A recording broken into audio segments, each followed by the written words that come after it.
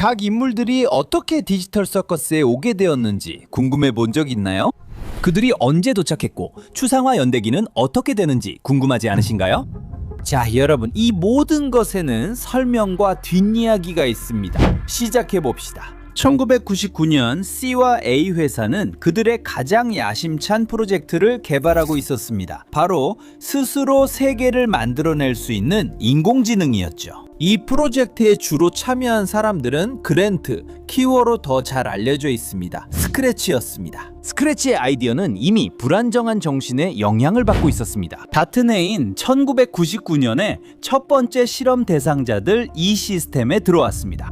킹거, 퀸이, 스크래치, 스파이크, 레티, 비스코, 그리고 워머. 이들이 모두 디지털 서커스의 첫 프로그래머였는지는 완전히 확실하지 않지만 한 가지는 분명히 알 수 있었습니다. 그들의 등장은 계획된 것이 아니었습니다.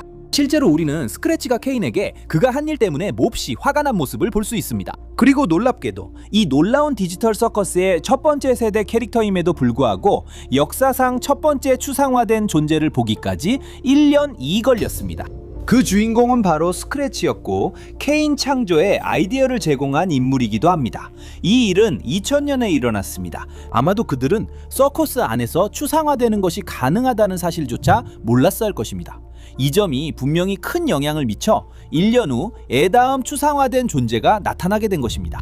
2001년에 비스코가 추상화됩니다. 그는 물방울 무늬 옷을 입은 작은 광대입니다. 2년 후인 2003년에 스파이크, 보라색 공룡이 추상화됩니다. 같은 일이 2005년에는 레티, 2006년에는 원모에게도 일어납니다. 그리고 마침내 2007년에 이 시리즈에서 가장 중요한 캐릭터 중 한 명이 추상화됩니다. 첫 번째 세대 캐릭터인 퀸이는 킹거의 사랑하는 아내였습니다. 가장 슬픈 점은 킹거가 그의 아내 퀸이에게 항상 함께 있을 때는 아무 일도 일어나지 않게 지켜주겠다고 약속했다는 것입니다. 무슨 일이 있어도 나는 항상 너를. 그리고 이제 너는 지하실로 가게 되는 거야! 그는 직접 케인이 그녀를 지하실에 넣는 것을 봤어. 그래서 킹거는 혼자 남게 돼. 놀라운 점은 그가 2년 연속 혼자 남았음에도 불구하고 추상화되지 않았다는 거야. 그 시간 동안 케인과 함께 모험을 했는지 아니면 무엇을 했는지는 우리는 몰라.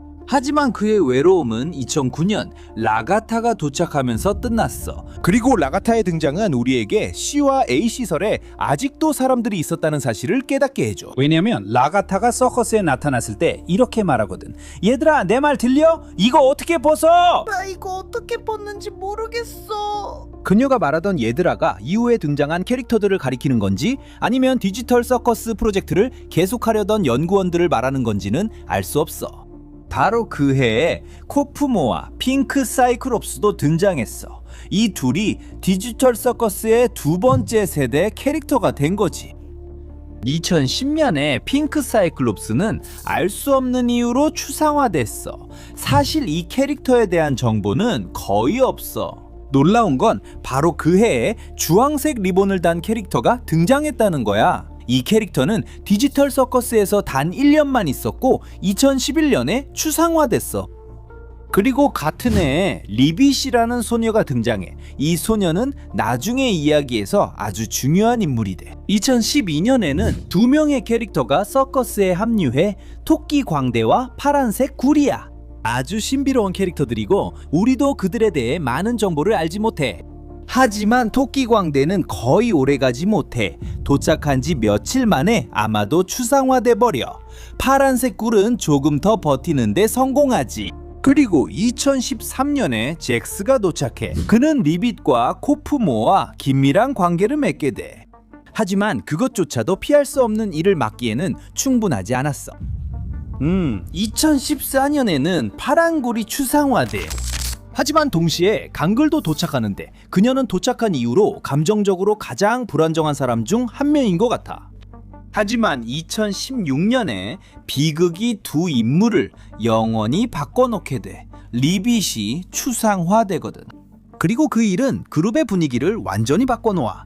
왜냐하면 리빗은 잭스와 코프모와 함께 몇 안 되는 안정적인 멤버 중 한 명이었거든. 그래서 리빗이 무너지자 잭스도 무너져버려. 잭스는 모두에게 훨씬 더 멀어지고 무관심하고 차가워져.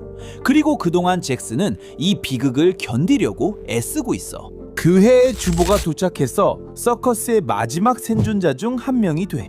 그리고 2017년에야 우리의 주인공 포모니가 등장했어. 포모니의 등장은 이야기 전체에서 가장 중요한 순간을 의미해. 왜냐하면 포모니가 들어올 때 서커스는 이미 최악의 상황이었거든. 하지만 가장 끔찍한 건 바로 포모니가 도착한 그날에 코프모의 추상화가 일어났다는 거야. 그래서 잭스는 자신을 지탱해주던 무리 없이 완전히 무방비 상태가 돼. 그리고 이로써 디지털 서커스의 붕괴가 시작돼. 하지만 이제 다음에는 누가 추상화될까?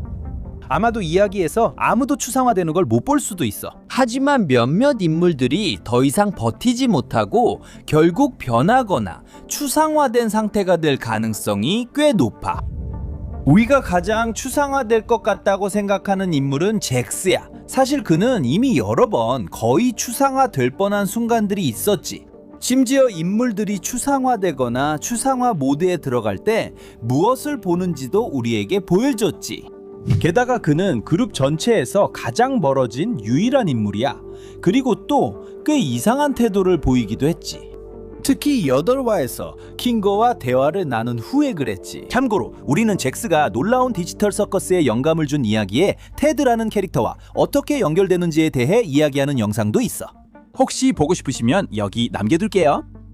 다음으로 추상화가 가능한 캐릭터는 킹거야. 그는 디지털 서커스 안에서 가장 오래 있었고 지금까지 살아남았어. 그게 정말 놀라운 일이야. 하지만 시간이 지날수록 점점 더 정신을 잃어가고 있어. 심지어 아내인 퀸이와 꿈을 꾸는 모습도 보여줬지. 그는 퀸이를 가장 그리워하고 있어.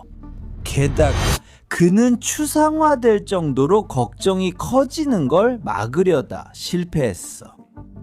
다음으로 추상화될 사람은 강글일 수도 있어. 강글은 감정적으로 가장 불안정한 인물 중 하나이고 언제든지 자신의 생각에 휘둘릴 수 있어. 그리고 이것이 감정과 합쳐지면 그녀를 추상화의 경계까지 몰고 갈 거야. 라가타는 서커스 안에 두 번째로 오래 있었기 때문에 추상화될 수 있어. 그녀는 모두의 엄마가 되려고 했어. 심지어 모두를 구하고 싶어하는 것처럼 보여. 하지만 다른 사람들에게 그녀는 그냥 평범한 헝겊 인형인 있어. 이 사실을 깨닫고 받아들이는 순간 그녀는 자신의 존재에 목적을 찾지 못하게 될 거야. 아마도 그로 인해 추상화될 가능성이 높아. 주부는 케인이 그녀의 트라우마를 최악의 방식으로 되살리게 해서 추상화될 수도 있어. 이 일은 정말로 그녀에게 상처를 남길 것이고 그녀가 추상화되게 만들 거야. 마지막으로 추상화될 사람은 폼니일 수 있어. 그녀가 디지털 서커스에 들어온 지 가장 최근이기 때문이야. 그녀는 아직 다른 캐릭터들만큼 망가지지 않은 것처럼 보여. 케인이 준 각각의 모험을 통해 용기를 얻은 것처럼 보여. 하지만 아마도 서커스에 대해 뭔가를 알게 되고 그걸 견딜 수 없게 되면 그녀가 추상화되는 걸 보게 될 정도의 불안 상태에 이를 수도 있어. 자, 여러분은 이 캐릭터들의 연대기, 그들이 어떻게 디지털 서커스에 오게 되었고 어떻게 추상화되었는지에 대해 어떻게 생각하시나요? 저희가 포함하지 않은 다른 캐릭터가 있나요? 댓글에서 여러분의 의견을 기다리고 있겠습니다.